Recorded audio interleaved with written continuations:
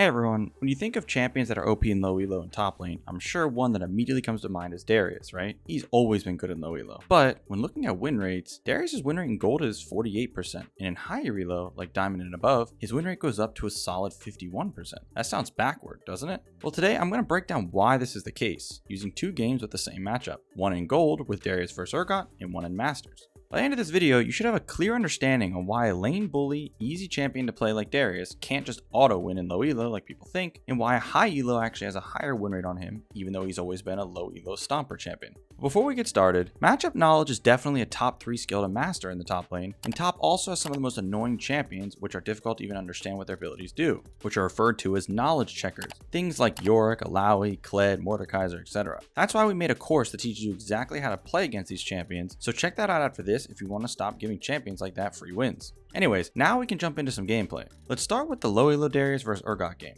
At the start of the lane, Darius is playing relatively safe until the first few minions get low. As he walks up the last hit, the Urgot jumps in with his E and misses. Darius turns and uses his W in response, then walks away. Just seeing these 15 seconds of laning, we can already know that the Darius doesn't understand his champion or the matchup. How can we tell? Well, it's simple. Let's break it down. First, you want to think about each champion's win condition and what kinds of trades they want. Well, if you're wondering what makes Darius so gross in lane sometimes, it's all in the passive, nothing else really. That passive is insane. The bleed does a good amount of damage, and at 5 stacks, he gets 30 AD at level 1, and 5 more per level. So at level 3, he's getting a free 40 AD. That is no joke. It basically means it's very hard to beat Darius in an extended fight where he has 5 stacks of his passive on you. And this isn't even taking into account Conqueror also giving AD.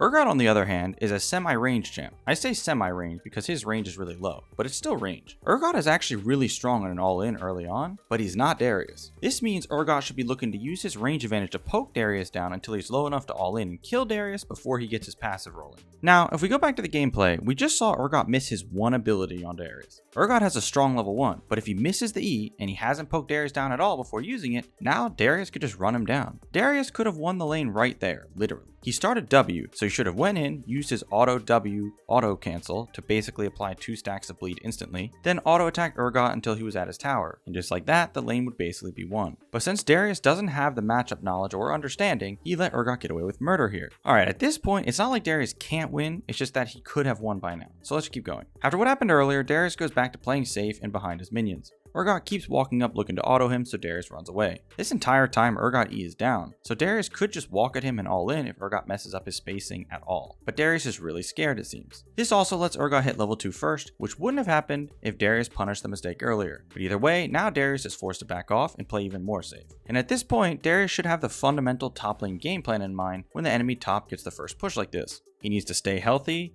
give CS if necessary while letting the wave slowly push in. Urgot will hit level 3 first, then the wave will crash on his tower. After it's cleared on the tower, it will start slow pushing back towards Urgot. That's when Darius can look to actually trade or all in, as he has flash and ghost, and can use how strong he is in an extended trade to run the Urgot down the long lane. Let's see if he does that. Darius plays basically the same, staying back until some of the minions get low, and instead of killing this one though, he uses Q for some reason, then Urgot walks up to poke him. The problem here is Darius isn't tracking Urgot's experience and doesn't realize he's about to hit level 3 like we talked about earlier. Urgot goes in and during the trade hits 3, but he misses his E because he used it way too early. If he landed it, Darius would be dead even with the summoners up. But because he missed, Darius just loses a lot of health but survives. The problem here though, Darius won't have enough health when it's his turn to play after the wave crashes on the tower and bounces back. That's why he needed to stay healthy even if he had to give up some CS. Urgot has to make a pretty big mistake for Darius to win at this point, but it is always possible as this is gold MMR. Anyways, the big wave is going to crash on the tower, and luckily for Darius, Urgot doesn't do a great job of poking him under tower when he's going for last hits, and he doesn't dive him.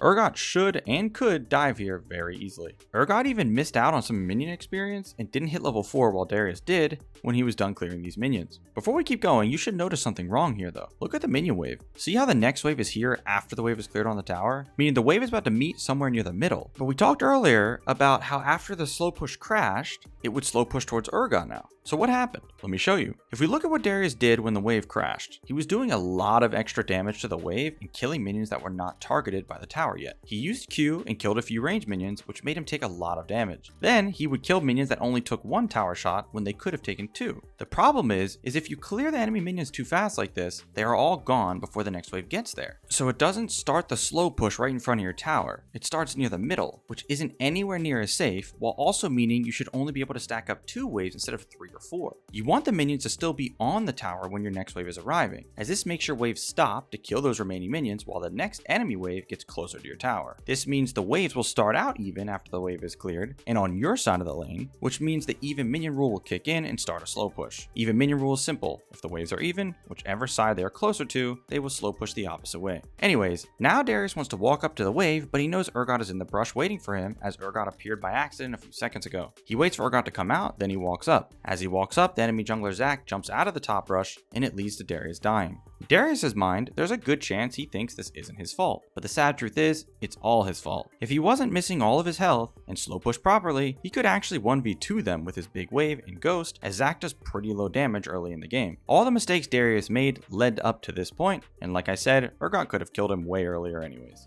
Alright, now let's jump to a game in Masters MMR with the same matchup. They have the same summoners and rune page setups as well. At the start of the lane, we can already see this Darius playing way different. He's constantly auto-attacking the wave to try and get the push advantage. Then when Urgot comes out of the brush, Darius with no fear walks up to Urgot and dodges the E. When that misses, Darius knows it's time to go all in, as Urgot is much weaker after missing that. If this Darius had W first, like the previous one, this would have been a massacre of a trade. Instead, they basically trade even after Darius' bleed is finished, but Urgot's next wave also did a good amount of damage at the end. Either way, this is a really good situation for Darius now. Urgot doesn't have his E, and Darius will definitely hit level 2 first from here, meaning that he controls the lane until he crashes his slow push at least. After collecting some last hits, the third wave arrives, so when Urgot walks up to poke, Darius uses his E and Q to trade and heal himself a little bit. Urgot can't really do much to Darius, because if Urgot autos him, Darius' wave will win the trades for him. So Urgot can't take the small ranged trades that he wants. This is why Darius can feel very confident sitting in his wave like this while auto-attacking minions to get last hits, and because he wants to look to crash his waves to recall and spend his gold before Urgot, as he shouldn't be able to dive the Urgot unless he makes a big mistake. He finishes clearing the third wave, but he noticed Urgot was going to turn around and grab this last hit as it walked into tower, so he waits for that and uses his E to get another chunk of his health. Urgot did use E there to get back under tower, meaning there is a world where Darius could look to dive if he can just get a little more damage onto Urgot first. It would be hard to dive without trading kills with Urgot at that current health though.